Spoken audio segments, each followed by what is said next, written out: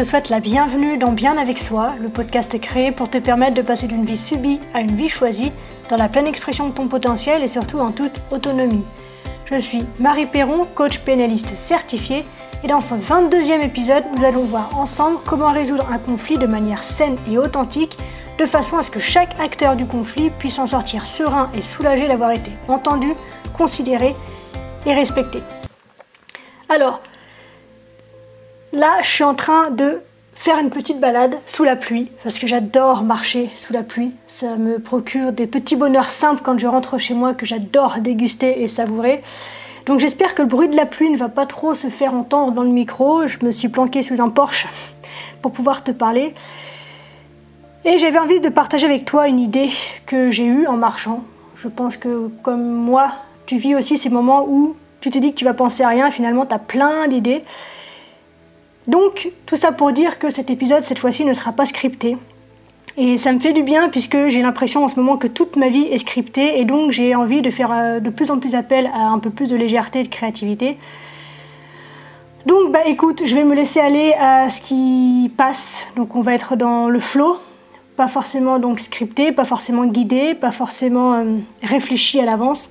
Donc j'espère que ça va te plaire quand même. N'hésite pas à me faire part de tes remarques à l'issue de cet épisode où je laisse simplement s'exprimer en fait ma créativité.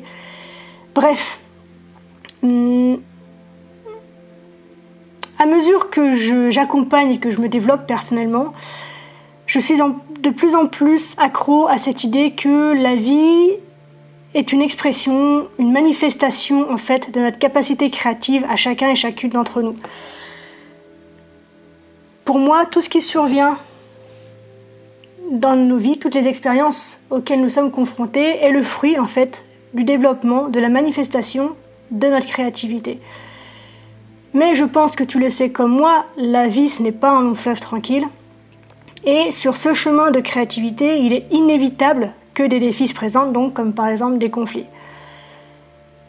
Et il y a quelques temps, j'ai suivi un parcours de méditation de 21 jours proposé par Deepak Chopra, un parcours que j'ai adoré. De tous ceux que j'ai suivis, je pense que c'est celui qui m'a fait le plus réfléchir, qui m'a fait le plus avancer, qui est allé le plus en profondeur dans mes réflexions, dans mes émotions, etc. Et dans l'une des voies qu'il a proposé d'explorer sur ces 21 jours, il nous a parlé justement de conflits, de désaccords, qui viennent un peu se poser comme obstacle sur le chemin de notre épanouissement personnel. Un obstacle bien sûr qui vient des autres et face auquel il nous invite en fait à conserver une conscience qui est attentive et respectueuse. Et donc dans cet épisode consacré au conflit, il nous a invités à concevoir que notre créativité est capable de surmonter les difficultés, comme les désaccords, par l'écoute, le respect et l'ouverture à une perspective plus large qui intègre et soutient les deux points de vue. C'est ce que lui a nommé le fait d'arriver à un oui mutuel. Et en PNL d'ailleurs, on parle d'obtenir un oui physiologique en adoptant une attitude et une intention de type win-win ou de type gagnant-gagnant en français. Et donc aujourd'hui, j'avais envie de partager avec toi la réflexion que m'amène cette notion développée par Deepak, parce que oui, je l'appelle Deepak. Donc voilà, ce sera peut-être un peu brouillon, ce sera peut-être un peu décousu, peut-être qu'il y aura des moments où je vais me répéter, mais il semblerait que ce soit le lot de celles et ceux qui font appel à leur vulnérabilité, donc comme je peux le faire avec toi aujourd'hui. Bref, régulièrement dans mes coachings, lorsque j'accompagne quelqu'un, une problématique qui revient souvent, c'est le fait de ruminer, c'est le fait de rester coincé dans des désaccords qui, pour une raison ou pour une autre, deviennent de plus en plus difficiles à résoudre.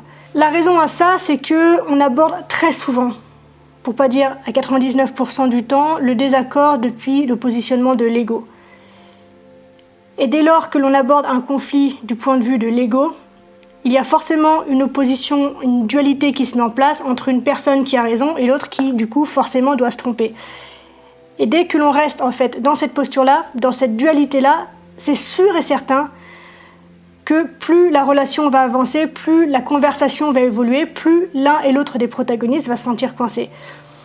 Et je me suis même d'ailleurs posé la question du nombre de fois où le fait d'avoir raison dans une situation, dans un conflit, dans une dispute, nous avait amené à une véritable solution. Et je t'invite éventuellement à mettre pause et à te poser la question à toi aussi.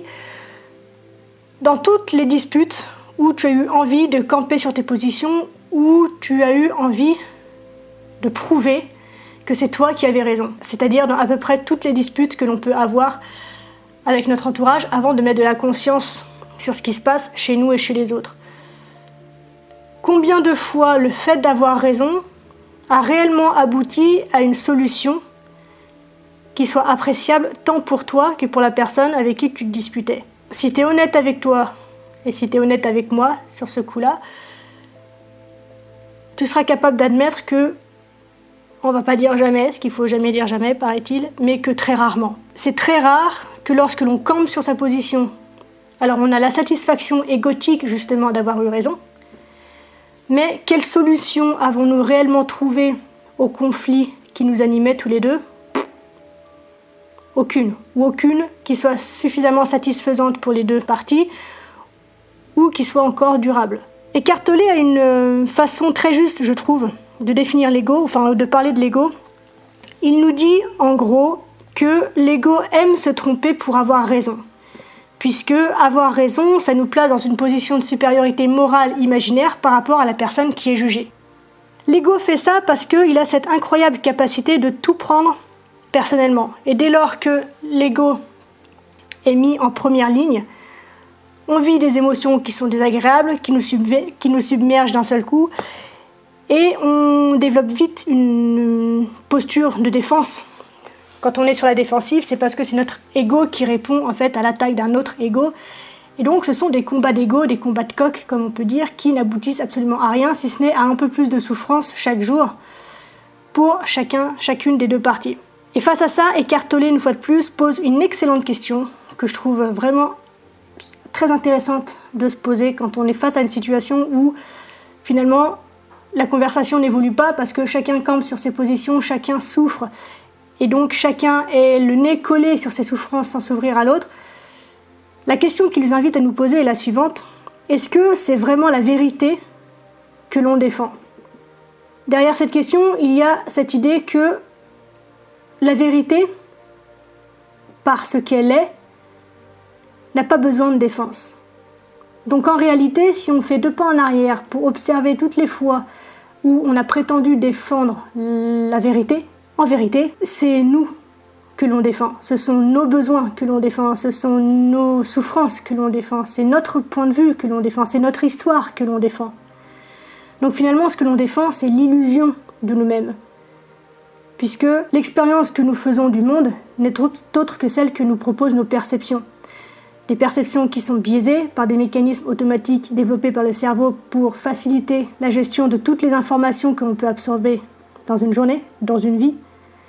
Donc finalement, ce que l'on défend, c'est une illusion de soi, c'est une illusion de vérité. C'est un fantasme, un mirage. Donc l'idée ici, ce serait de développer cette notion de laisser aller notre ego sans forcément le chasser, puisqu'il a une fonction qui est vitale, il a une fonction qui est importante, il a sa place dans notre vie, dans notre existence, dans notre expérience de vie. Mais je pense qu'il pourrait être bon aujourd'hui que l'on apprenne à le lâcher un petit peu, à lui donner moins de place, pour observer le monde et l'expérience de la vie à travers la conscience justement et la créativité, et donc de laisser notre conscience élargie nous guider à travers tout type de conflit. Et dès lors que l'on s'ouvre à cette perspective plus large, eh bien finalement, on voit rapidement s'ouvrir la voie vers la résolution du conflit.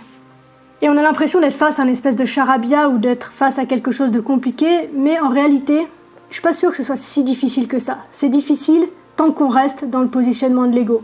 Dès que l'on s'ouvre à autre chose, à quelque chose de plus large, de plus grand, on se rend compte qu'en fait, on a tous besoin des mêmes choses.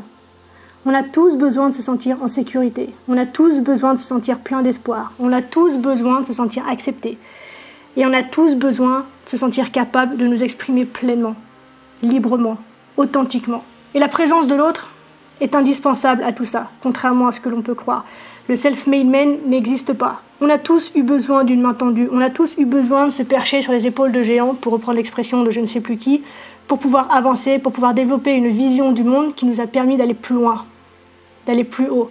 Et par exemple, lorsque je donne un exercice à une cliente pour développer sa conscience sur elle-même, systématiquement, quand elles reviennent à la séance d'après, elles me posent des questions du type « Est-ce que ça va ? Est-ce que j'ai bien fait les choses ? Est-ce que j'ai été juste ? Est-ce que c'est ça que tu attendais ?» Pourquoi ? Parce qu'on a tous besoin d'entendre un oui en réponse à cette question. Le oui que j'évoquais au tout départ et que Deepak Chopra nous invite à aller chercher dans nos relations. On a besoin de ce oui parce qu'on a tous besoin d'une validation. On a tous besoin d'être vus. On a tous besoin d'être entendus. Et lorsque l'on écoute avec un esprit qui est créatif, avec un esprit qui est donc ouvert, lorsque l'on écoute avec notre cœur, il y a toujours un chemin accessible vers le oui.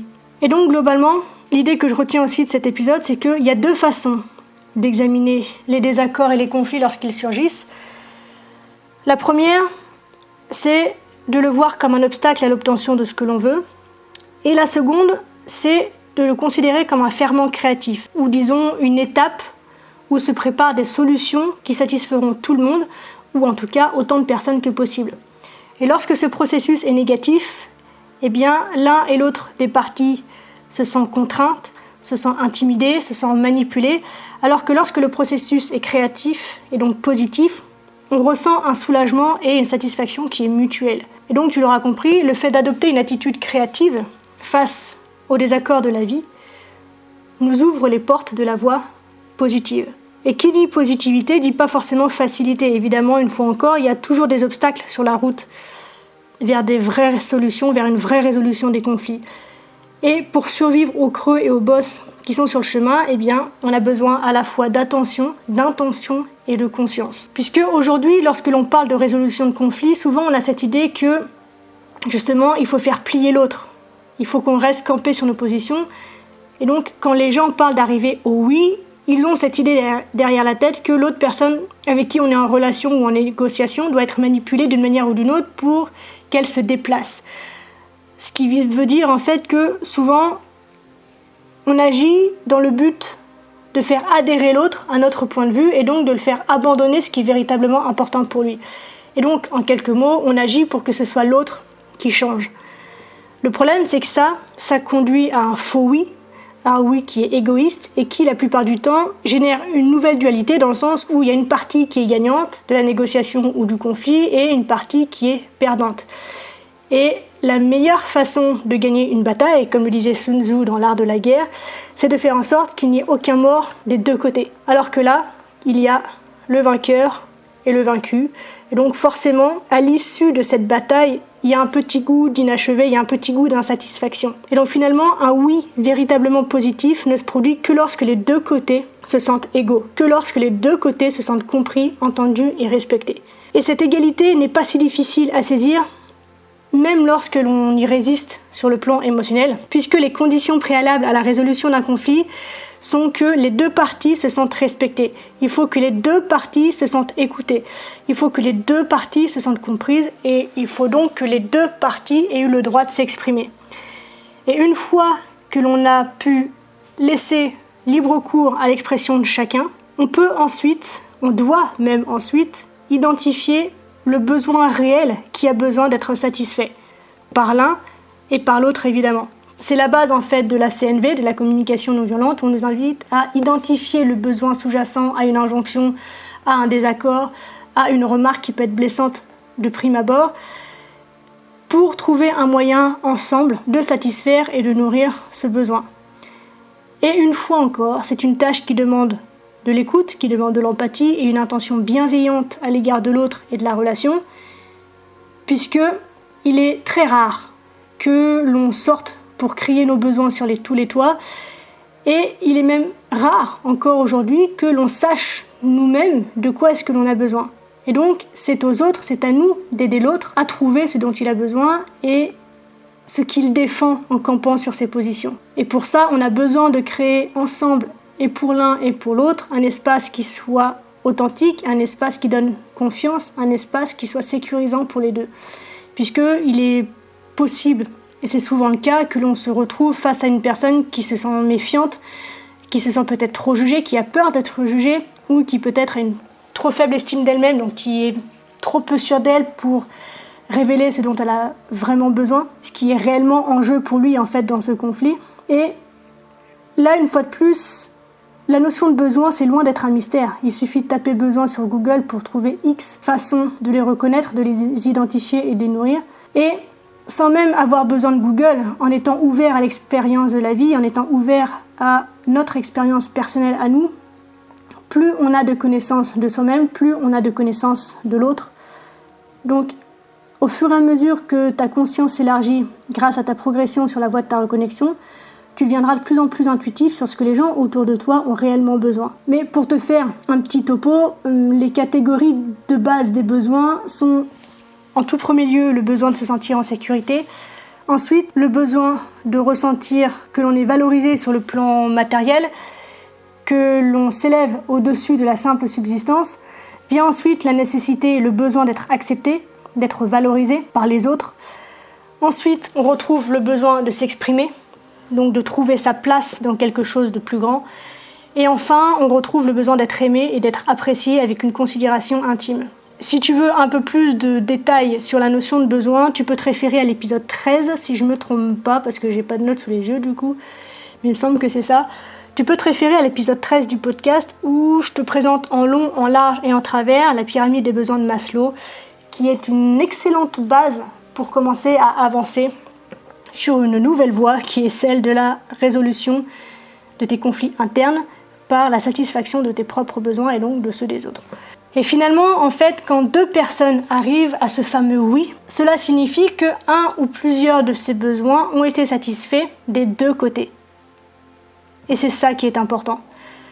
Puisque on a souvent cette idée qu'il faut être au service de l'autre, il faut être à l'écoute de l'autre, mais du coup, lorsque l'on se met dans cette posture-là, on a cette mauvaise éducation, cette mauvaise culture, je trouve, qui nous impose de nous oublier soi-même, alors que une relation qui est positive pour tout le monde, les deux arrivent à une satisfaction juste de leurs besoins. Sinon, on arrive à ce qu'on appelle encore un faux oui, qui se produit quand l'une ou l'autre des deux parties se sent obligée de ne pas parler ou de dire ce qu'il pense vraiment. Ça veut dire qu'il y en a un des deux qui se plie, qui se soumet à la volonté de l'autre pour mille et une raisons possibles, mais qui du coup ne se sent pas satisfait, ne se sent pas respecté et ne se sent pas à sa place et en sécurité dans cette relation. Et une fois encore, un faux oui de ce type-là ne peut s'entendre que lorsque l'on est ouvert et sincère dans l'écoute que l'on propose à l'autre. Tant que l'on a le nez posé sur notre propre nombril, on ne peut pas entendre